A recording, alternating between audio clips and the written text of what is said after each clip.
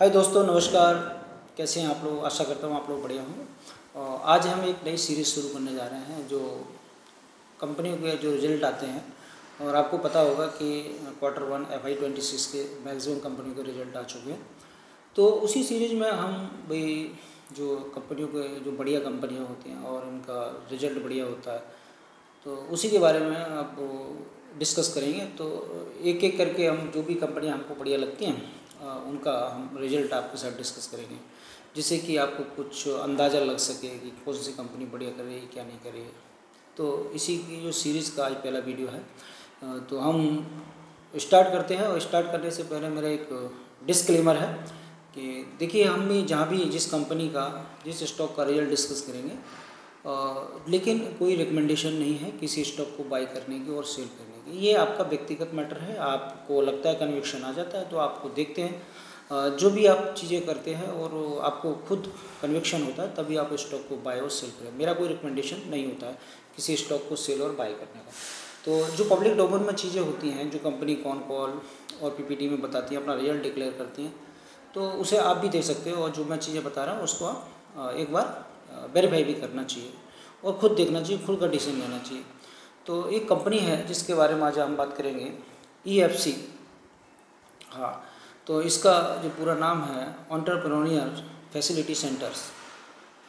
तो इसका जो बिज़नेस मॉडल है वो क्या करती है, जो अभी आजकल आपने देखा होगा बड़ी बड़ी कंपनियाँ इंडिया में क्या दूसरे कंट्रीज़ में सब जगह जा रही हैं और अपना बिजनेस एक्सपेंशन कर रही हैं।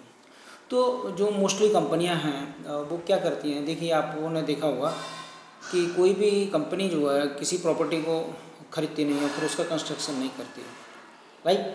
तो अगर वो कंपनी खुद बिल्डिंग खरीदेगी, फिर उसका ऑफिस बनाएगी, तो उसमें बहुत टाइम लगता है। वो फिर उस पर कंपनी का आउटपुट आने में बहुत टाइम लग जाता है। तो आजकल एक नया जो इस प्रकार का बिजनेस है, रियल एस्टेट में एज ए सर्विस प्रोवाइडर कंपनियां हैं। ये भी एक रियल एस्टेट की कंपनी है, as a service provider company है ये EFC।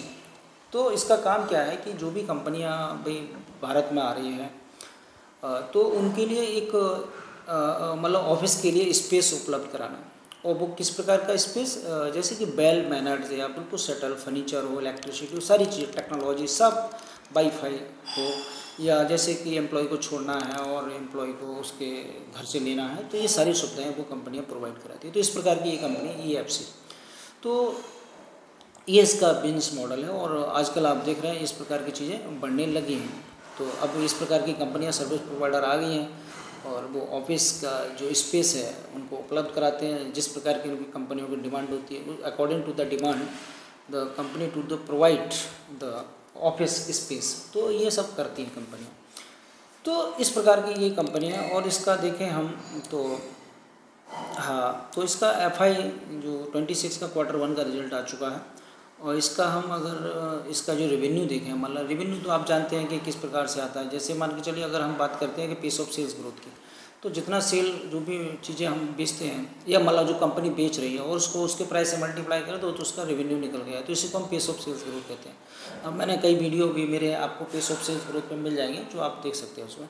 तो इस कंपनी की बात करें तो ईयर ऑन ईयर इस कंपनी ने 115% का जो रेवेन्यू मतलब ग्रोथ किया है। मतलब पेस ऑफ सेल्स ग्रोथ इसका 115% है। तो ये काफ़ी बढ़िया है। 100% से भी ज़्यादा इस कंपनी ने ग्रोथ किया है ना। तो दूसरा इसका देखें EBITDA मार्जिन, EBITDA की बात करें तो इन्होंने जो इनका जो EBITDA है ईयर ऑन ईयर 120% की दर से बढ़ा है। तो EBITDA भी इनका काफ़ी बढ़िया है। EBITDA का आप जानते हैं, इसमें आपका जो earning before tax, interest and tax से पहले जो इनकम होती है, और दूसरा इसका जो डेप्रिसिएशन होता है कंपनी का, और आर्मोटाइजेशन होता है जो कि प्रिंसिपल अमाउंट होता है। और जो कंपनियाँ इंटरेस्ट के बाद प्रिंसिपल अमाउंट भी अगर देती हैं तो वो सारी चीज़ का कैलकुलेशन होता है। EBITDA की अगर आपको फुल फॉर्म लेनी है, बहुत सारा कैलकुलेशन है, तो आप देख सकते हैं। तो हम यहाँ जनरल इंडिकेटर्स की बात करेंगे तो 120% की दर से ईयर ऑन ईयर इन्होंने इनका EBITDA बढ़ा है। और तो दूसरी बात करते हैं पैट ग्रोथ किसी कंपनी की बहुत ज़्यादा महत्वपूर्ण होती है। और इसका जो पैट ग्रोथ है आप देखेंगे तो 196% ईयर ऑन ईयर बढ़ा है। तो मैं एक चीज़ और बता दूं, यहाँ पे मैंने एक ऑपरेटिंग लेवरेज पे वीडियो बना रखा है, आप उसको देख लेना। तो इस कंपनी को ऑपरेटिंग लेवरेज मिला है। ऑपरेटिंग लेवरेज का मतलब होता है जब भी पैट ग्रोथ सेल्स ग्रोथ से ज़्यादा होती है, तो उसे ये माना जाता है इस कंपनी को ऑपरेटिंग लेवरेज मिला है। तो इस कंपनी को ऑपरेटिंग लेवरेज मिला है क्योंकि 115% की दर से इन्होंने ग्रोथ किया, राइट। और इनका जो पैट ग्रोथ है 196% है ईयर ऑन ईयर, तो ये बहुत ज़्यादा है। इसका मतलब कंपनी को ऑपरेटिंग लेवरेज मिला है। मैं एक चीज़ बता दूं, अगर किसी भी कंपनी को ऑपरेटिंग लेवरेज मिलता है, अगर उसका पैट ग्रोथ ज़्यादा होता है, तो इस प्रकार की कंपनी मल्टीबैगर बन सकती है, लेकिन उसको ट्रैक करना पड़ेगा, और जब तक ट्रैक नहीं करेंगे तब तक आपको पता नहीं चलेगा। दूसरी बात करें, इनका कोई कंपनी अगर कैपेक्स करती है, कैपेक्स करना भी एक बहुत बड़ी बात होती है। अगर कंपनी भविष्य में अगर कैपेक्स करिए तो उसका जो सेल्स ऑफ ग्रोथ है, पेस ऑफ सेल्स ग्रोथ है, वो उसकी और ज़्यादा बढ़ने की संभावना होती है। कहने वाला जो मतलब एक प्रकार से ऐसा इंजन है, ऐसी कंपनी है जो कि पैसा बहुत तेज़ी से बनाती है, तो कैपेक्स भी कर रही है ये।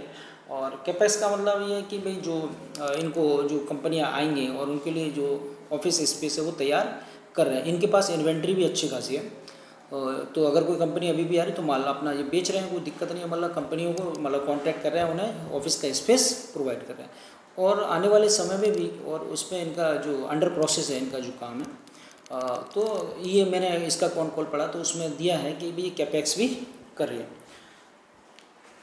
अब इसका दूसरी बात करें, इनके क्लाइंट क्या क्या हैं। इनके क्लाइंट जो है टेक महिंद्रा है, फ्लिपकार्ट है, अमेज़ॉन है, गोदरेज है, कार्टरेड है, मेटा है, यूलो है, और भी बहुत सारी कंपनियां हैं। तो ये जरूरी नहीं है तो इनके वैल्यूबल पुराने क्लाइंट हैं, और नए क्लाइंट भी आ सकते हैं, तो ऐसा कोई दिक्कत नहीं है। तो क्लाइंट की इनकी लिस्ट भी बढ़िया है, तो आप इसको देखें।